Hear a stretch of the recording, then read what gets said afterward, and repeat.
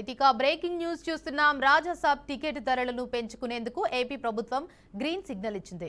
జనవరి 9న ఈ cinema pan India range లో విడుదల కానుండగా రేపు ప్రీమియర్ షోలు పడనున్నాయి.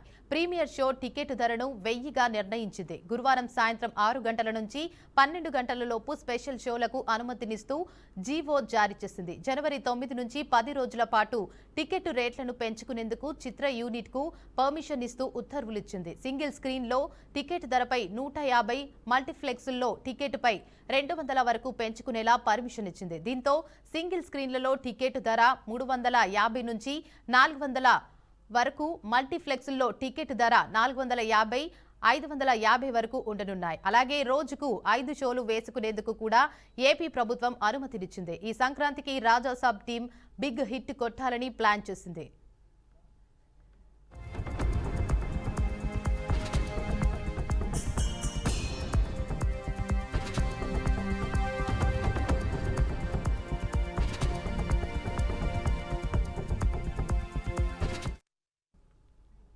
తెలంగాణలో మున్సిపల్ ఎన్నికలపై ఈసీ కసరత్తు ముమ్మరం చేసింది. ఎన్నికల నిర్వహణ దిశగా కీలక అడుగులు వేస్తోంది ఎన్నికల సంఘం. ఈ నేపథ్యంలో మున్సిపల్ శాఖ ఉన్నతాధికారులతో ఈసీ కీలక సమావేశం నిర్వహించింది. మున్సిపల్ ఎన్నికల నిర్వహణ, ఓటర్ల జాబితా, ఎన్నికల షెడ్యూల్, భద్రతా ఏర్పాట్లు, కోడ్ అమలు వంటి అంశాలపై విస్తృతంగా చర్చ జరిగినట్లు సమాచారం. ఎన్నికలు పారదర్శకంగా, న్యాయంగా జరిగేలా ముందస్తు ప్రణాళికలు సిద్ధం చేయాలని అధికారులకు ఈసీ స్పష్టమైన ఆదేశాలు ఇచ్చినట్లు తెలుస్తోంది. రాష్ట్ర వ్యాప్తంగా రాజకీయ వాతావరణం వేడెక్కుతున్న వేళ ఈసీ కసరత్తుతో తెలంగాణలో మున్సిపల్ ఎన్నికలు సమరం ఇక ఖాయమనే సంకేతాలు కనిపిస్తున్నాయి.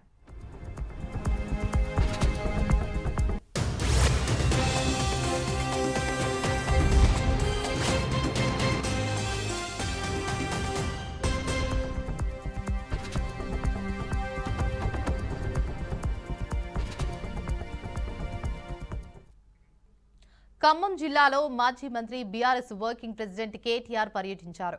ఈ సందర్భంగా మాజీ మంత్రి పువ్వాడ అజయ్ కుమార్, రాజ్యసభ సభ్యులు రవిచంద్ర, మాజీ ఎమ్మెల్యేలు చంద్రావతి, వెంకట వీరయ్య, మాజీ ఎంపీ నాగేశ్వరరావు ఘనస్వాగతం పలికారు. పెద్ద ఎత్తున బీఆర్ఎస్ పార్టీ శ్రేణులు తరలివచ్చారు.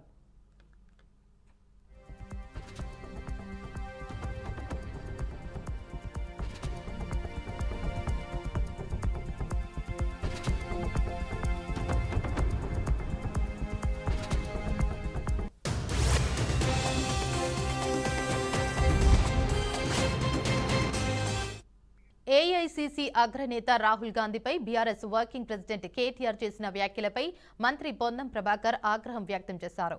రాహుల్ గాంధీపై కేటీఆర్ ఉపయోగించిన భాష చూస్తుంటే కేటీఆర్లో అసహనం పరాకాష్ఠకు చేరిందని అన్నారు. ఈ మేరకు ఓ వీడియో విడుదల చేసిన పొన్నం, వరుస ఓటములతో సహనం కోల్పోతున్న కేటీఆర్ రాహుల్ గాంధీని విమర్శిస్తే పెద్దోడిని అవుతానని అనుకుంటున్నారని దుయ్యబట్టారు. రాహుల్ గాంధీ కుటుంబం త్యాగాల కుటుంబమని, స్వేచ్ఛ, స్వాతంత్ర్యం అనంతరం దేశ ఐక్యత కోసం ప్రాణాలర్పించిన కుటుంబం వారిదన్నారు. గాంధీ గారిని ఆ భాషలో విమర్శిస్తా ఉన్నాడంటే కేటీఆర్ గారి అసహనం పరాకాష్ఠకు చేరింది. అసహనములో నీ ఓపికను కోల్పోయి నీ ఓటముల పరంపర కొనసాగే సందర్భంలో రాహుల్ గాంధీ గారిని విమర్శించడం ద్వారా పెద్దోడు అవుతున్నాం అనుకుంటున్నాం. రాహుల్ గాంధీ గారి కుటుంబం త్యాగాల కుటుంబం. ఈ దేశ స్వతంత్రం కోసము, తదనంతరం దేశం కోసం, ఐక్యత కోసం ప్రాణాలు అర్పించిన కుటుంబం. రాహుల్ గాంధీ గారి మనసుకు సంబంధించిన విషయంలో ఇటువంటి భాష వాడి గొప్పవాడివి కావు, నీ యొక్క గౌరవాన్ని పోగొట్టుకుంటున్నావు కేటీఆర్ గారు. రాహుల్ గాంధీ గారిని ఈ విధంగా విమర్శించడం మానుకో.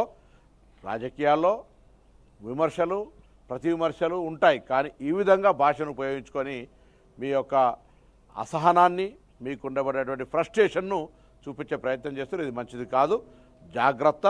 రాహుల్ గాంధీ గారిని మరొకసారి ఈ విధంగా వ్యవహరించినట్టయితే తప్పకుండా, ఇప్పటికే ప్రజలు అనేక సందర్భాల్లో బుద్ధి చెప్పారు, మళ్ళా ప్రజాస్వామ్యం ద్వారా అనేక సందర్భాల్లో బుద్ధి చెప్పడానికి సిద్ధంగా ఉంటారు. మంచిది కాదు కేటీఆర్ గారని హెచ్చరిక. రాష్ట్ర వ్యాప్తంగా జీఎస్టీ ఎగవేస్తున్న వ్యాపారవేత్తలపై జీఎస్టీ అధికారులు చర్యలు తీసుకుంటున్నారు. ఇందులో భాగంగా బుధవారం ఉదయం జీఎస్టీ పన్ను ఎగవేత కేసులో orange travels MD Telangana Congress నేత సునీల్ కుమార్ అరెస్ట్ చేశారు. దాదాపు 28 కోట్లు పన్ను ఎగవేసినట్లు గుర్తించిన జీఎస్టీ ఇంటెలిజెన్స్ అధికారులు బుధవారం ఉదయం అదుపులోకి తీసుకుని నాంపల్లి కోర్టులో హాజరుపరిచారు. అయితే ఈ జీఎస్టీ ఎగవేత కేసులో orange travels MD Sunil Kumar కు నాంపల్లి కోర్టు బెయిల్ మంజూరు చేసింది. 5 లక్షల పూచీకత్తుతో ఈ బెయిల్ ఇచ్చినట్లు తెలుస్తుంది. అలాగే Trillion lead factory MD Chetan bail పిటిషన్ను నాంపల్లి కోర్టు రద్దు చేసింది.